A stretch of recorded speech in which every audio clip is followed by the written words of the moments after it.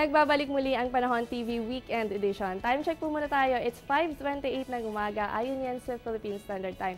Recap muna tayo, no? Para sa ating daily weather forecast, makakaasa po tayo sa mainit at maaraw na panahon. Dulot pa rin yan ng easterlies na umiiral sa buong bansa. Kaya naman, asahan natin dyan yung maaraw na panahon. Ganun pa man, pagsapit ng hapon o gabi, asahan pa rin natin yung mga pulupulong pag-ulan o pagkidlat, pagkulog. At paghandaan lamang po natin dahil kung sakaling mangyari ito, paliwanag nga ni Mr. Lois, ay biglaan po itong pagbuhos ng ulan. At wag po kayo mag-alala dahil hanggang 2 oras lang naman ito tatagal.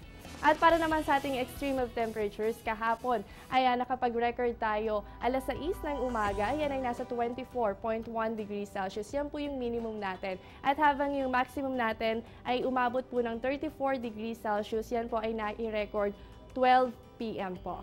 Next naman natin dyan ay yung relative humidity natin. Meron tayong 56% na nai-record 12 p.m. kahapon po yan. At ang maximum relative humidity naman natin ay umabot ng 93% at nai-record po yan alas 5 ng umaga. Kaya po sa mga lalabas ng tahanan, wag na wag po natin kakalimutan ang pagdadala ng payong. Ganon din ang pagdadala ng tubig para manatiling hydrated ang ating katawan.